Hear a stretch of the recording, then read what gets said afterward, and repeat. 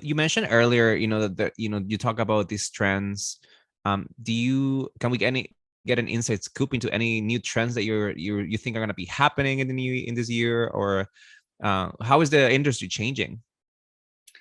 Yeah, that's a really good question. And I mean, I think it'll probably fluctuate on who you ask because everyone has different opinions, and we're not all fortune tellers. We can't see in the future. Right.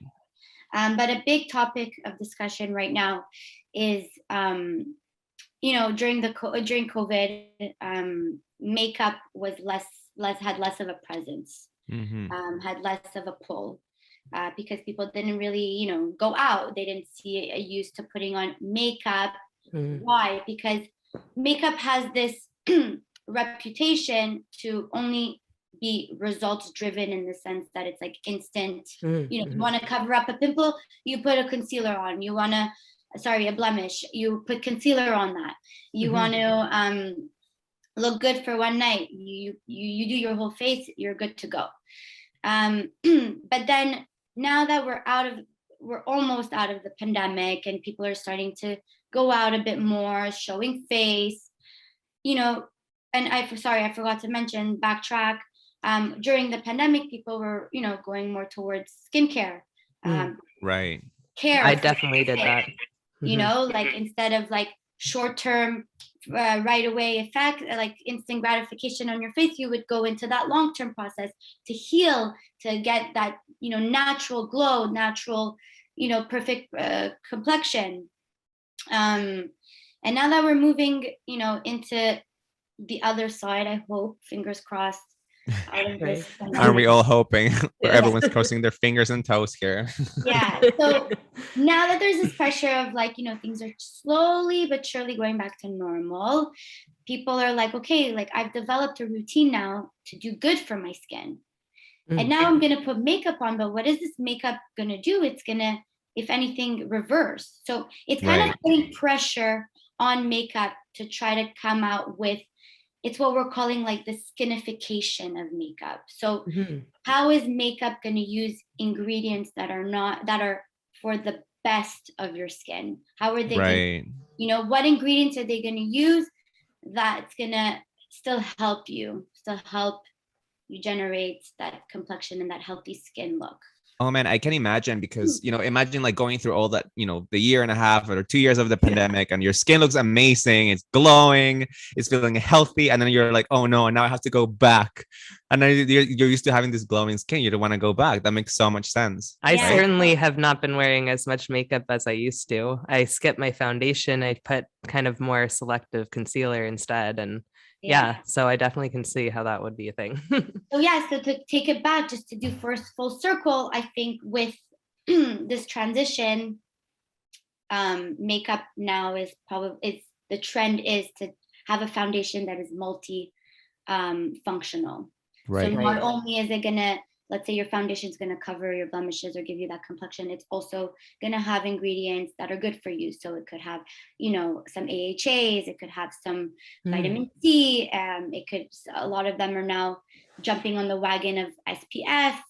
Mhm. So Right. the whole idea of being multifunctional and Very good cool. for you, clean, staying away from certain ingredients that are considered not so good for you. Mhm. So the pressure's on for makeup right now.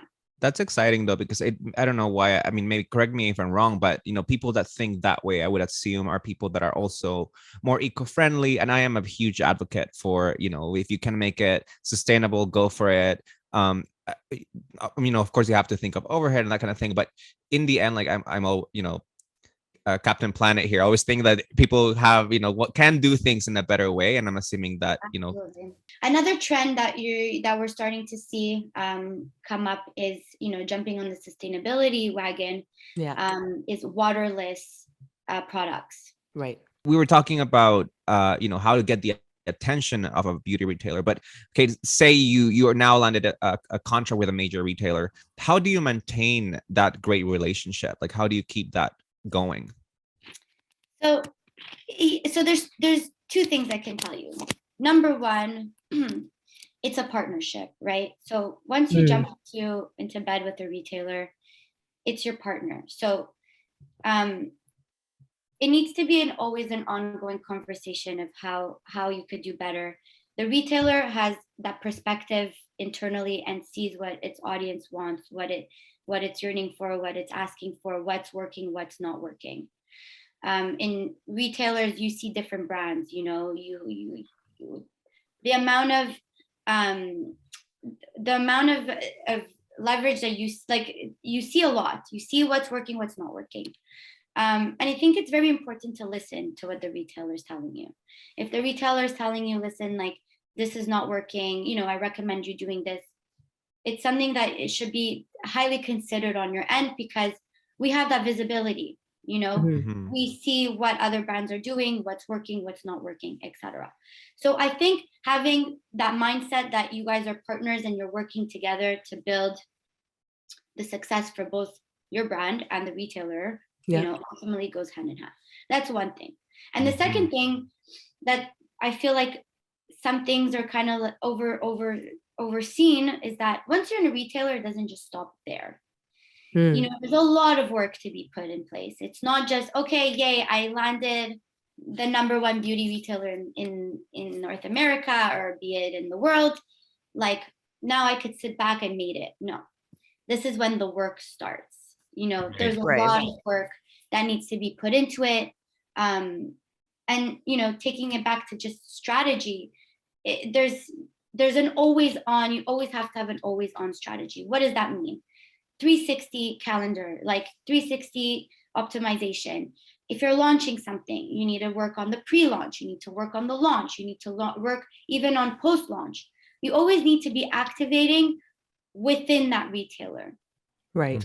And the misconception is a lot of people will be like, oh, okay, well, now I'm in this retailer, they're going to do all the work for me. Yeah. Right. No, definitely But, not. you know, Yeah. it's highly competitive. Even Totally. within that retailer, you need to own your space. You need to voice that, who you are. You need to voice your POD, your point of differences, your story, what makes your product better, what makes, you know. And there's a lot of brands that are doing really well at it. And I'm sure you guys can like, you can name 5 of them off the top of your head, because they're nailing it down within the retailer. Right. Yes. It is so interesting, because, you know, it is true. People assume, oh my gosh, I'm going to get it.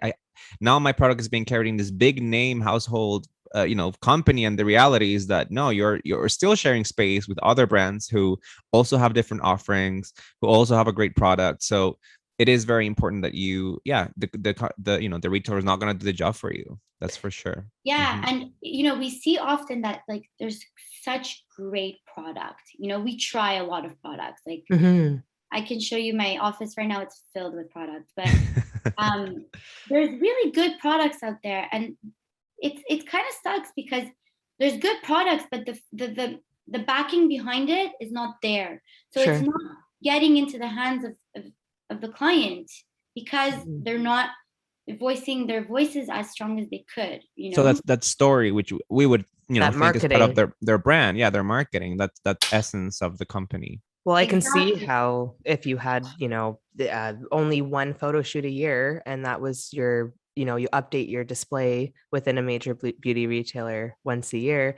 There's other brands that are doing it 3 times a quarter or whatever. So it's. And listen, like, I get it. I get that it's high, but you need high budgets. You know, it's expensive. It's very expensive.